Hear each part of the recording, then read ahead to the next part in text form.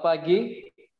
Hari ini saya bersama seorang wanita cantik dari Bank BCA, Bu Silvana Lindri Su, Officer Penjualan Kredit Consumer Surabaya. Selamat pagi, Bu Silvana. Selamat pagi, Pak Andi. Sapaannya Apa itu kabar? bikin saya sumringah terus, wanita cantik, wanita cantik. Kayaknya saya yang gugup nih, karena Gugup. pria berbaju putih yang ada ini, waduh, bersinar banget. Pagi hari ini jadi makin cerah gitu, Pak Andi. Makin Oke. cerah ya. Nah, jadi hari ini itu saya itu terus terang itu ada pertanyaan-pertanyaan dari subscriber, Bu. Karena terus terang kan isu banyak sekali itu bahasan, terutama mengenai kaum milenial. Kaum milenial ini kan dari kelahiran tahun 80 sampai kira-kira 90 sekian, dan saya termasuk milenial. Oke. Bu Silvana juga mungkin masuk milenial ya. Saya milenial banget kalau kayak gitu, Pak Andi. Nah, cuma ada kabar yang cukup memprihatinkan bahwa banyak artikel ini yang mengupas bahwa milenial ini terancam tidak punya rumah. Nah, jadi kita mau mengupas tuntas mengenai hal tersebut, Bu. Nah, jadi menurut data yang ada di internet, itu penduduk usia produktif, jadi umur 18 sampai 64, itu kurang lebih ada sekitar 68-69% dari total penduduk Indonesia, sekitar 270 juta. Berarti kalau milenial kan berarti sekarang umur 40 sampai dengan, ya kalau kita gabungkan dengan generasi Y ya atau generasi Z, itu kurang lebih kan sekitar mungkin bisa 30-40% dari total penduduk, dan itu jumlahnya cukup besar. Dan lagi, menurut data yang ada, ternyata dari kaum milenial itu, ternyata itu hanya ada 35-38% milenial itu yang sudah punya rumah. Artinya sekitar 60 sekian persen milenial itu belum punya rumah. Nah, menurut Ibu Silvana sekarang kan juga ada di BCA, kira-kira apa sih yang menghambat kaum milenial ini untuk bisa punya rumah sendiri? Silakan. Oke. Karena saya milenial, mungkin saya bisa mewakili ya kenapa milenial itu secara data, apalagi tadi seluruh Indonesia ya, secara datanya ya Pak Andi, yang Betul. 38%. Oke, nah let's say kalau kita yang ada di Surabaya ini ya, mungkin bisa mewakili yang ada di Jakarta sama Surabaya. Rata-rata, kebanyakan kita tahu sendiri kan, milenial itu consideration-nya kalau dibandingkan dengan yang sebelumnya, pertimbangannya mungkin banyak banget ya dalam memutuskan sesuatu. Nah, gini, simpelnya adalah ketika saya nggak boleh sebut merek di tempat ini, payment secara digital.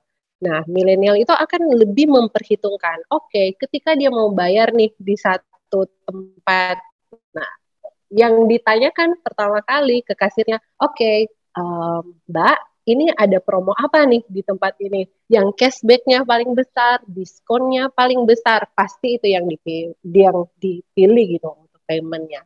Nah, otomatis secara pemikirannya sudah lebih aware akan harga-harga kayak gitu, itu yang membuat mereka banyak pertimbangan juga. Aku kalau mau beli sesuatu ini guna nggak ya untuk rumahku, nanti ada pilihan-pilihan yang ditawarkan itu ada banyak, itu nanti benefitnya ke saya gimana. Sementara kalau kita lihat untuk harganya makin tahun makin meningkat kan ya Pak Andi ya, yang untuk harga propertinya. Nah, itu salah satu karena mereka banyak pertimbangan. Saya pun banyak pertimbangan. Kedua adalah gini, sorry ya teman-teman milenial, karena jiwa mudanya yang begitu bergejolak, sometimes kita tuh belum bisa membedakan, memilah-milahkan mana yang bisa membuat kita bahagia sesaat, senang sesaat, oke, kita nanti ke Bali, kita nanti ke Labuan Bajo. Nah, itu mungkin yang lebih di-prefer utamakan daripada yang properti. Nah, kalau yang dari tadi kita bicara yang konsumtif semuanya Pak Andi. Secara survei, kita di BCA itu pernah bikin survei di Desember 2020. Kaum milenial yang kita pilih, tapi kebetulan survei ini yang di Jakarta ya. Berdasarkan data tersebut, instrumen investasi atau apa ya, milenials ini kalau punya uang, dikasih uang let's say 100 juta. Nah, 100 juta ini akan diapain? Kebanyakan dari mereka itu memilih untuk menabung uang tersebut daripada mungkin menginvestasikannya misal beli properti kayak gitu. Jadi faktor itu pun yang mempengaruhi mungkin angka survei yang 38% tadi, yang 62%-nya itu masih mikir-mikir gitu loh, masih mempertimbangkan atau mungkin masih terjebak dalam lingkaran tadi tuh. Senang-senang aja dulu, urusan lain ya nanti aja. Kira-kira kayak gitu sih. Ini kayak suara hati saya gitu Pak Andi. Mungkin juga begini, kalau tanggapan saya adalah pendapat saya setuju dengan apa yang Ibu Silvana bilang. Mungkin juga kan gini ya, makin lama itu usia menikah juga makin mundur ya, Bu ya. Betul. Dulu mungkin makin mundur.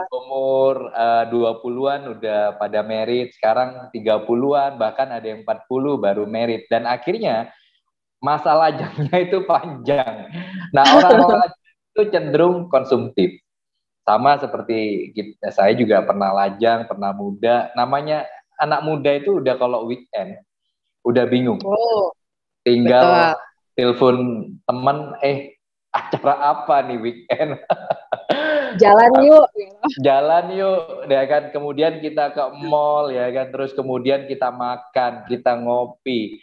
Terus belum lagi ketemu teman-teman harus bergaya lah, ya kan. Masa handphone teman-teman udah pakai handphone terbaru, kita masih pakai handphone yang udah 5 tahun usang, ya kan. Jadi akhirnya upgrade tuh handphone, dan akhirnya apa ya, beli handphone sekarang kan kalau yang keren-keren kan harga ada barang. Pasti. Mau beli langsung mahal. Sekarang kan banyak program pay later, cicilan 0%. Jadi akhirnya nyicil.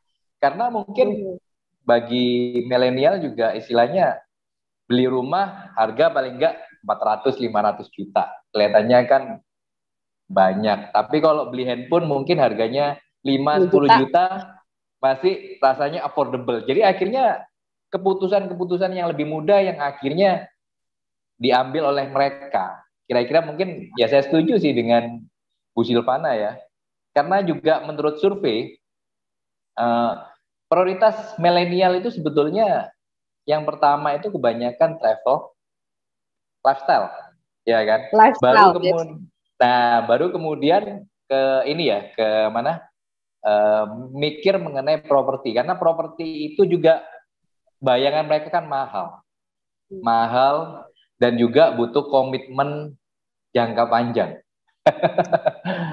Nah ini balik lagi nih, menikah aja tadi pikir-pikir gimana komitmen langkah panjang yang lain ya Pak. Nah, dan saya juga setuju dengan Bu Silvana, karena saya rumah ini kan, properti ini sebetulnya makin lama makin mahal. Saya ingat itu saya ada di properti kurang lebih sekitar 15 tahun.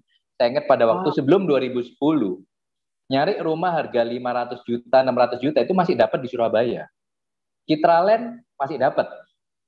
Ya kan, daerah Surabaya Barat, Surabaya Timur masih dapat. Kalau sekarang dengan harga 400-500, kita larinya kemana? Kalau nggak Sidoarjo ke Gresik, udah jauh. Ya kan? Nah, sama saya juga pernah punya ini Bu, punya teman. Waktu itu teman saya orang Taiwan ya. Dia datang ke Surabaya. Waktu itu dia ngajak saya ketemuan. Terus kemudian dia tanya sama saya kerja apa? Saya bilang saya agent properti. Dia bilang, waduh, kalau sudah di Taiwan, harga properti sudah mahal banget. Jadi di sana itu kebanyakan tinggal bersama orang tua atau mertua. Karena suami istri bekerja juga kadang belum cukup untuk beli properti. Nah, tapi kan kita tahu semua Bu, tinggal dengan mertua, terutama kan istri dengan mertua ini kan susah untuk perempuan ya.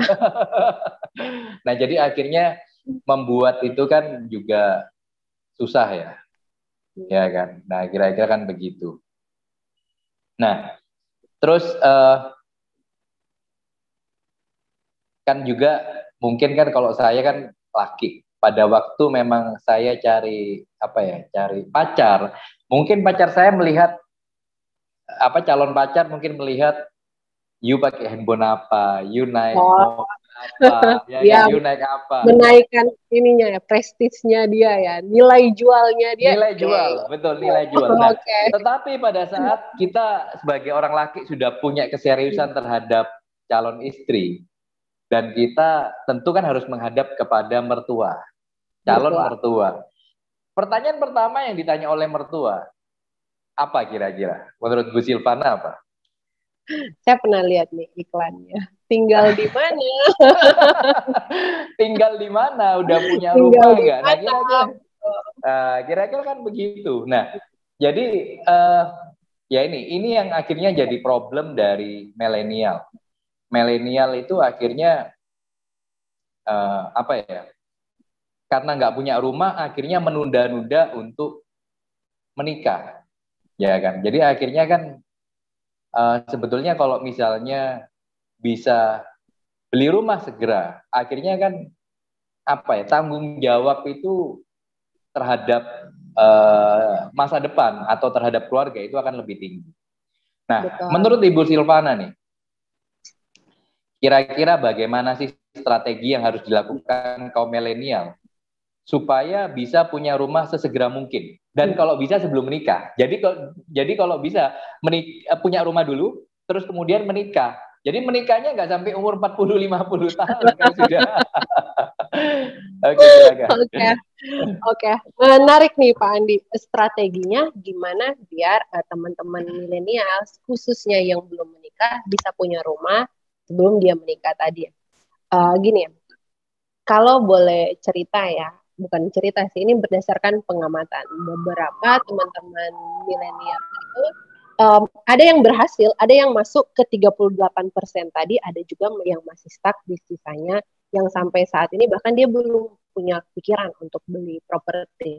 Nah, success story dari salah satu teman saya yang dikatakan 38% tadi, awalnya itu dia mulai mindsetnya dia dulu. Dia mulai berpikirnya, oke, saya itu harus sadar kalau memang harga properti setiap tahunnya meningkat seiring kayak beli emas lah ya, emas kan pasti meningkat. Sementara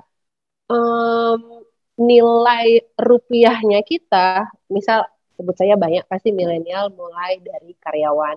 Nah, nilai pendapatannya kita kalau saat ini di satu angka let's say 10 juta masih oke, belum tentu di tahun depan 10 juta bisa mendapatkan harga barang yang sama. Jadi yang pertama yang harus kita lakukan adalah kita tentukan dulu nih budget berapa yang mau kita sendirikan untuk membeli properti itu. Nantinya saya akan jelaskan dengan budget yang sekian kok kita bisa punya properti sekarang gitu. Banyak kemudahan yang sudah ditawarkan sama bank khususnya BCA dalam hal ini.